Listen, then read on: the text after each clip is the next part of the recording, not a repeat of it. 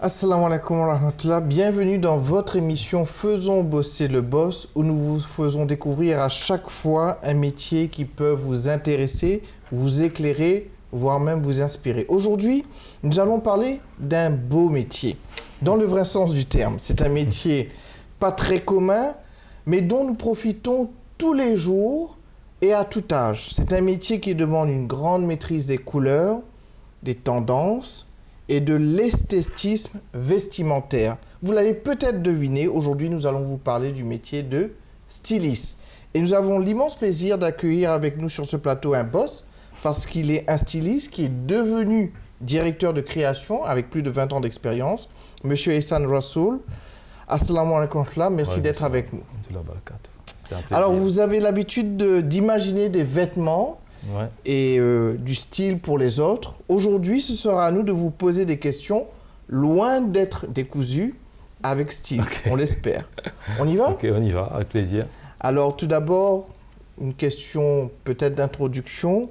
Pouvez-vous brièvement nous expliquer le métier de stylisme? Le métier de styliste, c'est un métier avant tout, moi je pense, qui... Vous avez parlé d'esthétique, etc. Mais avant tout, je crois que c'est le confort. On pense déjà au confort de la personne qui va mettre un vêtement. Ça, c'est le plus important, que la personne peut sortir à l'aise avec, et tout en étant beau ou belle. Et donc, moi, je résume ça comme ça, à peu près, en deux phrases. Et tout ce qu'on voit à peu près dans les défilés, ça, c'est vraiment que le côté glamour. C'est qu'un petit côté de la mode. Et la grande majorité, c'est des gens qui s'habillent comme vous, comme moi, tous les jours, qui essaient d'être le plus confort possible. Et c'est très intéressant ce que vous dites, parce que ce qui me marque là, c'est le premier mot que vous avez utilisé, c'est le mot confort, donc la personne qui met cela, alors que nous, on a tendance justement à penser du style, de la couleur, si ça va être intéressant, attrayant, mais vous, votre premier point reste quand même le confort de la personne. C'est le plus important pour moi. Donc c'est très bien, je pense qu'on va découvrir pas mal de choses. Alors, qu'est-ce qui a fait que vous avez pris le chemin du stylisme? C'est un hasard, j'ai jamais réfléchi. Comme beaucoup, hein? Ouais, j'ai jamais pensé à ça, mais c'est tombé comme ça par hasard. Je crois que le hasard fait bien les choses, donc depuis... Je prends mon pied, j'aime bien ce que je fais tous les jours et voilà. Oui, et bon, là, je vois aussi une question, est-ce que ce métier vous colle à la peau? Donc, je vois très bien que vous avez déjà une passion pour ce métier-là. Mais encore une fois, qu'est-ce qui a fait que ce hasard s'est produit? Écoute, moi, j'aimais dessiner. Oui. Donc, c'est des choses qui m'a déjà... Je crois que c'est quelque chose qui était en moi et qui m'a poussé à aller vers ça. Et après, j'étais tout le temps curieux comme si de voir comment les gens s'habillent. Et c'est ça qui a, depuis tout petit, donc j'aimais bien choisir mes trucs, moi, comparé avec mon père qui devait choisir pour moi. Donc c'est des choses que je crois que c'est venu naturellement pour moi. Donc, et justement, on a un sketch pour que... Non, je plaisante. On va pas vous... Mais oui, vous parlez de votre jeune âge, que vous aviez déjà cela. Et aujourd'hui, après 20 ans, vous avez toujours cette passion pour ce métier-là? Ouais, j'ai toujours ça. Je crois que... peu importe, je crois que dans n'importe quel travail que quelqu'un fait, il doit aimer ce qu'il fait. Sinon, on ne fait pas. Donc, moi, c'est un conseil que je donne à tout le monde, les jeunes qui débutent dans n'importe quel métier. Et souvent, je le dis, il faut qu'on aime ce qu'on fait et le faire avec passion, parce qu'il y aura beaucoup de jours difficiles. C'est un métier qui demande beaucoup de temps. Et je crois que si on n'aime pas ça, et dans des moments de pression, qu'il y a beaucoup de pression, si on n'aime pas ça, on va craquer, on va se sauver, et après, on ne va pas aimer ce qu'on fait. C'est vrai. Donc, je pense que quelque part, c'est un métier de toute façon passionnant parce que ça évolue continuellement. Vous avez... c'est pas un métier monotone. Hein. Non, pas du tout. Vous devez toujours être à l'affût de la... D'ailleurs, comment vous faites pour vous assurer que votre... peut-être vous allez dévoiler un secret, mais que votre style que vous dessinez soit toujours accepté par la masse parce que vous touchez plusieurs pays aujourd'hui? Écoute, déjà, vous mentionnez quelque chose de très important. Nous, on travaille pas mal moi, je travaille beaucoup avec des clients de toutes les Amérique, Europe, même en Afrique du Sud. Donc, il faut connaître son marché. Donc, peu importe, je crois, souvent on pense que le styliste, c'est que dessiner. C'est pas vraiment. Oui, il y a cette partie-là qui est très importante, mais il y a aussi cette partie de recherche. Il faut connaître son client. Le plus important, de connaître c'est pour qui on est en train de dessiner une collection. Et à partir de là, on pose des bonnes questions, l'âge, la zone de cette personne-là, les tendances par rapport à est-ce que c'est une marque qui est jeaner, qui est plus casual. Donc on essaie de comprendre l'identité de la marque et après on commence à dessiner. Et toute cette question d'analyse, pour moi, c'est qui prend beaucoup plus de temps aujourd'hui. Et bien souvent, on a des gens qui ne comprennent pas ça. Donc, pour eux, se dessiner, ils commencent à dessiner tout de suite, mais c'est là qu'on fait des erreurs. Et peu importe, demain matin, je parle au niveau de l'industriel, même demain matin, si on travaille pour une marque, ça va être la même chose, de connaître sa marque, de connaître son client. Oui, donc, et c'est vrai, même, bon, vous dites, la haute couture, c'est vraiment une clientèle très sélective, mais seulement quand on entend parfois les grands stylistes, et quand ils changent leur marque, ils essayent de s'imprégner, on va dire, de la marque un petit peu comme vous êtes en train de mentionner. Alors, on l'a dit aussi en introduction, hein, vous nous avez expliqué comment vous êtes rentré dans ce métier, mais aujourd'hui, vous avez eu, par la grâce d'Allah, le poste de directeur de création. Alors, comment ce voyage a été fait dans votre carrière pour pouvoir atteindre une telle position? Je dois dire que je suis très curieux de nature. Déjà, c'est quelque chose et ambitieux. C'est quelque chose que, à l'époque, moi, quand je commençais à faire des collections, c'était quelque chose, je voulais faire plus. Et plus dans mon métier, il n'y a pas plus. Il y a soit tu es styliste et après il y a le directeur créatif. Il n'y a pas entre. Donc on peut occuper d'autres clients, d'autres portefeuilles, etc. Donc, mais après moi je voulais faire plus. Donc je voulais rentrer vraiment à aller chercher des tendances. C'est pas quelqu'un qui me dicte des tendances. Donc c'est une curiosité qui m'a amené à là. Et à voyager. Je crois que j'ai fait un peu le tour du monde, à trouver des styles, des tendances un peu partout et pour venir proposer à nos clients. Donc, je pense qu'un petit peu, c'est des initiatives aussi que vous prenez qui aillent dans ce sens-là. Tout à fait, oui. Tout à fait. Alors, bon, vous avez touché un petit peu cette question-là. Qu'est-ce qui vous motive au quotidien? Je pense que c'est un petit peu la passion que vous venez de suggérer aussi. Mais est-ce qu'il y a des éléments plus spécifiques dans le travail ou bien l'entreprise que vous avez aujourd'hui qui vous motivent plus particulièrement? Vous parlez aujourd'hui des voyages. Est-ce que ça, c'est un élément qui joue dans la motivation? Oui, il n'y a pas que ça. Il y a les voyages qui sont, je pense, pour un styliste très importants. Parce que, allons dire, si on prend dans le contexte de là, moi, où j'habite, à l'île Maurice, on est à 10 000 km de tout. Donc on est très loin, dans le coin du monde exactement. Donc il faut partir là où les choses se passent. Mais je crois que moi, ce qui me motive de tous les jours, c'est vraiment de venir chercher ce petit quelque chose. Et que, comme vous avez mentionné très justement au début, ça bouge tellement vite. Aujourd'hui, la mode bouge tellement vite et si on n'est pas connecté, ben, on est à côté de la plaque. Et pour un styliste, être à côté de la plaque, c'est pas bon. C'est pas bon du tout, je suis d'accord avec vous. Êtes-vous le patron quand il s'agit de faire des patrons pour vos créations? Jeu de mots dans la question. Moi, j'aime pas trop le mot patron. Je crois que je le dis tous les jours à mes collègues, on est une équipe. On est une équipe et chacun, je prends tout le temps, j'aime bien le sport et je prends tout le temps l'élément sport. D'ailleurs, je prends le foot souvent.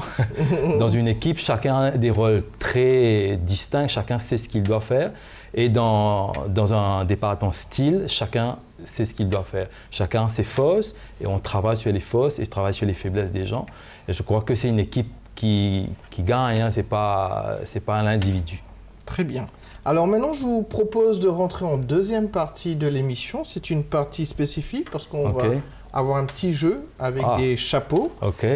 Chaque chapeau contient des questions spécifiques sur le sujet qui va être en relation avec le chapeau. D'accord ? Donc êtes-vous prêts pour ces questions qui seront taillées à votre mesure. Ok, ben ouais, je vais dire que je suis prêt.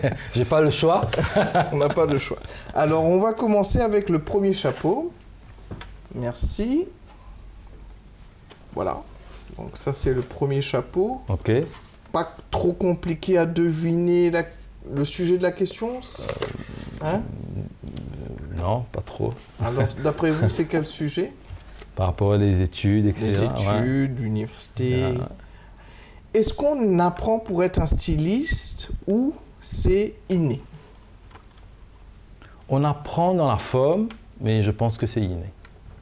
Il faut l'avoir en soi. Donc, je vois pas mal de gens, je fais pas mal d'interviews, des gens qui sont bons sur papier, mais quand vous le mettez à l'épreuve, c'est une autre chose. Mais il faut passer par là. Il faut passer par là. D'accord, très bien. Donc aussi un point à mentionner, c'est vraiment parce qu'il faut un talent spécifique, même le talent de dessiner. Je pense que c'est pas donné à tout le monde. Et on va maintenant passer au deuxième chapeau. Voilà. Je vous le montre bien pour que vous puissiez deviner le sujet qu'on va aborder là maintenant. Ça ressemble un peu à votre... beaucoup me le disent. Chef Oui, un chef, on va dire plutôt côté alimentaire. Est-ce qu'un styliste mange en pensant à sa silhouette ou mange-t-il à sa faim? Moi, dans mon cas, non. Moi, je mange à ma faim. Donc, je crois que non. Je crois que les stylistes sont des bons vivants. Et en général, tout ce que j'ai côtoyé... C'est-à-dire que, un petit peu aussi la philosophie de la question, c'est de se dire aussi que, bon, vous pouvez manger ou bien vous pouvez faire une autre activité, mais est-ce que, dans votre tête, vous continuez à penser au modèle? Est-ce que c'est facile de se décrocher du projet de style que vous êtes en train de faire actuellement? Ou bien, parfois, ça reste? On n'est jamais déconnecté. Ouais. Moi, je suis jamais déconnecté. Donc, je crois que mes autres collègues diront la même chose. On n'est jamais déconnecté. Je pars en vacances, je suis connecté. Voilà. Très bien. Alors, et puis vous pouvez avoir des idées un peu partout aussi. On a des idées. En fait, c'est ça qui... tout ce qu'on fait dans la vie de tous les jours est source d'inspiration. Hein, voilà, effectivement. Alors, prochain chapeau. Alors, qu'est-ce que ça vous inspire? Un ouvrier. Un ouvrier, protéger, sécurité, effectivement, tous ces éléments-là, protection. Est-ce un métier où c'est dur de protéger vos créations? Parce qu'on peut aussi avoir des problèmes dans ce sens-là. Le copyright est un issue très important. Je crois que tous les stylistes qui se respectent doivent faire en sorte qu'ils prennent... On s'inspire des autres, mais on amène sa touche de créativité. Je crois que il faut se protéger. Et moi, je suis pour ça. C'est le piratage, copier les autres. Je crois que ça n'a pas sa place dans notre métier. Et vous avez un mécanisme en place, disons, dans votre organisation pour vous assurer d'empêcher les fuites extérieures, même des intrusions intérieures? Écoute, je crois que vous posez une question très importante. Hein, donc aujourd'hui, avec la facilité qu'on a avec Internet, je crois même que toutes les images ont des droits d'auteur. Donc moi, j'ai déjà fait face à une situation comme ça, où on a pris une image, une photo d'un paysage, et en croyant que on pouvait l'utiliser. Mais c'était un photographe c'est sa photo, donc on se retrouvait à devoir le payer.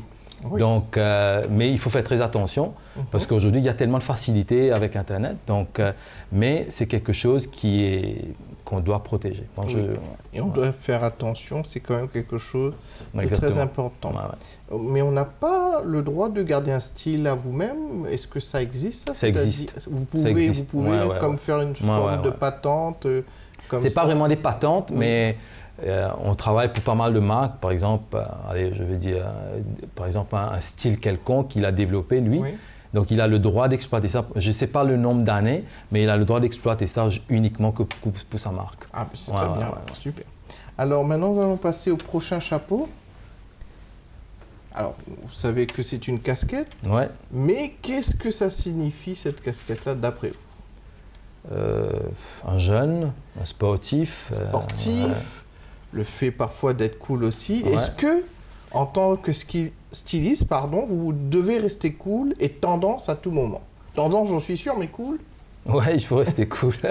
On essaie du moins, on essaie d'être cool. Oui. Ouais, on essaie d'être cool. Ouais. Bon ben, très bien, une réponse très courte. On va passer au prochain chapeau. Ah, un chapeau intéressant. Alors, Voilà, un chapeau de la loi, la police. la police. Ok, donc les choses sont sérieuses. C'est le moment de faire attention avant de répondre aux questions. Donnez-vous du fil à retordre à votre équipe en étant strict et sévère envers eux. Quelque part, vous avez un petit peu répondu tout à l'heure. Ouais. Oui. Écoute, je crois que dans le travail, il faut être discipliné. Je crois que surtout dans notre métier, nous, on a des délais très, très serrés qu'il faut respecter. Et il faut travailler dans le plaisir, bien sûr. Et il faut être strict dans le sens que si on rate un délai, ça peut avoir des conséquences très graves pour nous, pour la compagnie, je veux dire, parce qu'on est en compétition, on vit dans un monde de compétition. Et celui qui emmène la collection, je veux dire, avant et bien fait, c'est eux qui ont la commande. Donc on vit dans un monde très compétitif. Et pour moi, la rigueur est très importante. Et je crois pas que... Je pense que ça s'applique dans n'importe quel métier, mais en l'occurrence, dans notre métier, c'est plus qu'important, je dirais. Oui, c'est vrai, parce que ça peut avoir, comme vous dites, tout dépend, la production dépend. Maintenant, même les clients attendent vos produits, donc c'est vraiment quelque chose qui reste important. Donc on peut être cool, comme on parlait de la question, mais finalement pas trop, quoi. Parfois, il faut... Non, il faut être cool, mais en même temps, mais il faut que l'équipe sache qu'ils sont en train de travailler par rapport à un délai très serré. Et souvent, disons, si je prends ça pour une marque avec qui on travaille, ils ont un rendez-vous de sélection où il y a tous les directeurs qui sont là, même les acheteurs. Donc vous imaginez, tout le monde vient et il n'y a pas de collection à présenter. C'est la cata.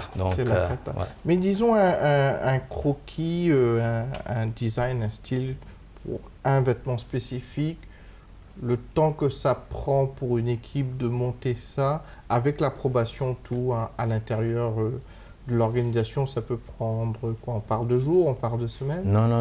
Ouais. Au fait, il y a deux façons de travailler aujourd'hui. Il y a la façon de fast fashion.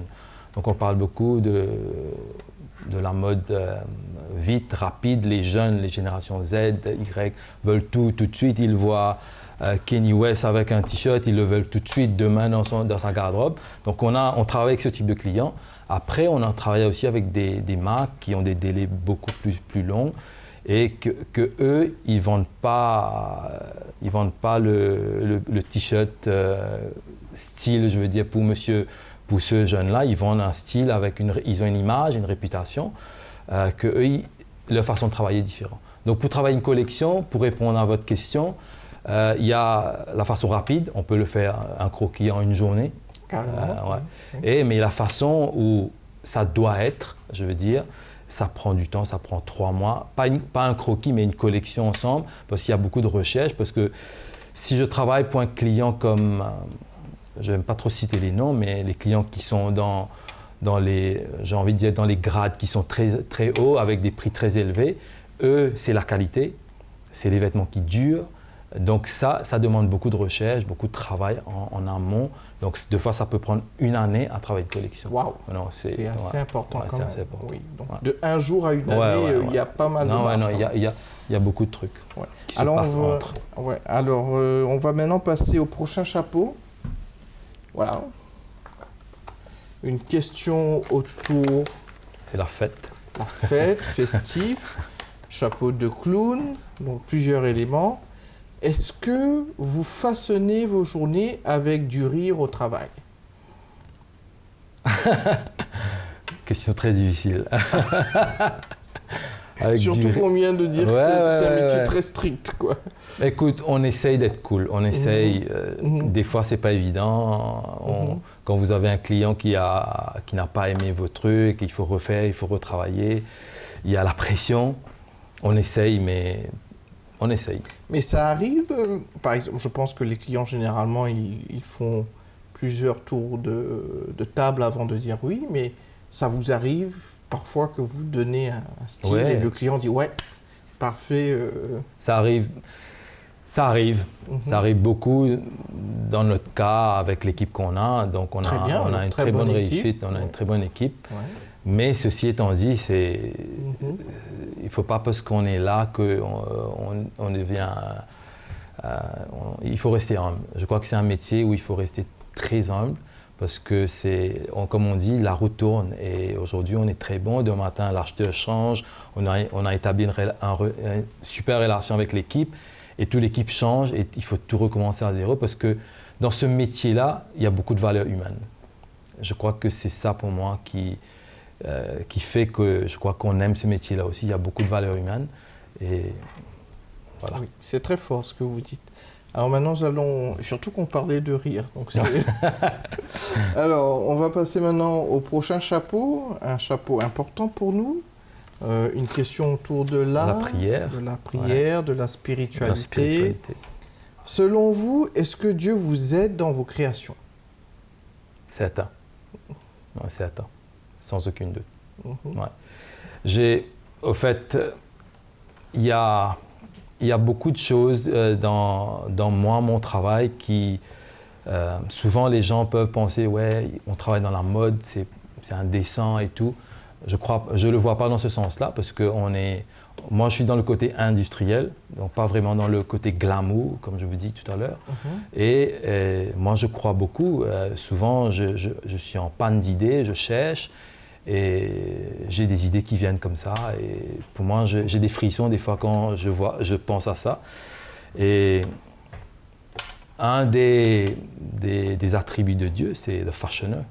C'est lui qui façonne, c'est lui qui crée. Donc nous, on n'est rien, moi je suis rien. Je crois que tout vient de ce que Dieu peut nous donner. Alhamdulillah, toutes les louanges lui appartiennent. Donc maintenant, nous allons au prochain chapeau. C'est aussi une casquette, mais différente. Ouais. Je ne sais pas trop. Alors, ça fait penser à un chapeau anglais. Oui. Pensez-vous que vous continuerez à vous intéresser à la mode pour passer la retraite? C'est un chapeau de retraite. Maintenant, alors là, ouais. Okay.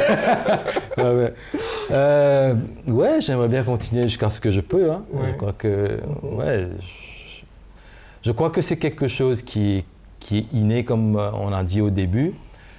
Peu importe, demain matin, même si j'arrêterais de travailler, c'est quelque chose que être bien, mettre un vêtement qui est bien et je crois que c'est même depuis l'époque du prophète sallallahu alayhi wa sallam, les gens aimaient s'habiller, donc je ne crois pas qu'il y a de mal à ça. Et au contraire, j'encourage les gens il faut bien s'habiller, quoi. Très bien. Et je pense aussi que quelque part, on vient au prochain chapeau, quelque part... c'est un métier qui vous colle à la peau, parce que même jusqu'après la retraite, vous pensez à ça, donc c'est quelque chose. Alors, c'est une question, vous avez un choix difficile, c'est soit blanc bonnet ou bonnet blanc. Donc, à vous de choisir. Je prends celui-là. Bonnet blanc. Ouais. Très précis, on est très précis ici. Alors, étiez-vous toujours attiré par les beaux habits? Ouais, je crois que oui. C'est quelque chose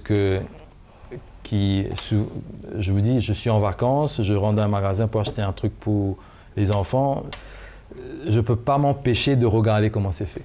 Je ne peux pas. Mon époux me dit non. Je lui dis non, mais il faut regarder. Et quelque chose qui est bien fait, je crois que tout de suite ça attire et les gens vont se sentir bien à l'aise. Moi, j'insiste sur ce mot-là parce que le confort, pour moi, c'est le plus important. Ça ne sert à rien de mettre un vêtement qu'on n'est pas confortable, même si on paye très cher, je crois que ça veut rien dire. Et je pense aussi qu'on le réalise bien souvent, même on achète un vêtement, si avec le temps on n'est pas confortable, on le met moins, même si c'est là. Alors quand même, juste avant de terminer, on a terminé notre partie de chapeau, donc on arrive à la fin de notre émission. Mais quels seraient les 1 ou 2 points que vous souhaitez dire pour encourager les jeunes qui nous regardent aujourd'hui à prendre ce métier de styliste? Moi, je dirais déjà, j'ai évoqué ça au départ, il faut aimer ça. Parce que c'est quelque chose où on va se retrouver beaucoup de pression. Et si c'est quelque chose qu'on n'aime pas, ou on le fait parce qu'on croit que c'était comme ça, on va se retrouver dans des difficultés. Et moi, j'encourage les jeunes d'aller, on fait ça pas mal avec des écoles, avec une école à Maurice.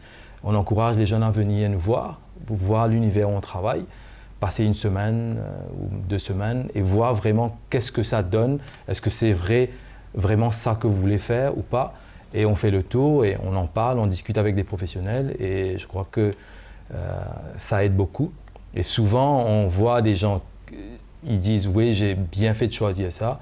Et après, souvent, d'autres qui, quand ils regardent la complexité, c'est quand même un métier complexe parce que je parlais tout à l'heure, il faut analyser. C'est pas juste dessiner, il faut analyser. Il faut se projeter dans le futur. C'est quelque chose qu'il faut faire parce que c'est pas, on fait une collection 1 an en avance. Donc, il faut se projeter dans le futur. Et ça, c'est des éléments qu'on doit prendre en considération, tout ça. En tout cas, c'est un point très important et peut-être même des jeunes peuvent aller visiter des entreprises qui font le stylisme, où ils se trouvent dans les pays. En tout cas, nous vous remercions pour votre temps précieux d'avoir partagé toutes ces informations-là. Nous vous souhaitons bonne chance encore dans votre longue carrière qui vous reste avant la retraite. Vous avez encore pas mal d'années, nous le savons. Chers téléspectateurs, nous sommes arrivés à la fin de notre programme. Comme d'habitude, vous pouvez nous envoyer des questions sur le email qui s'affiche à l'écran. Allons bosser@gmail.com. Merci de votre attention, bossez bien et à très bientôt, Inch'Allah. Assalamu alaikum wa rahmatullah.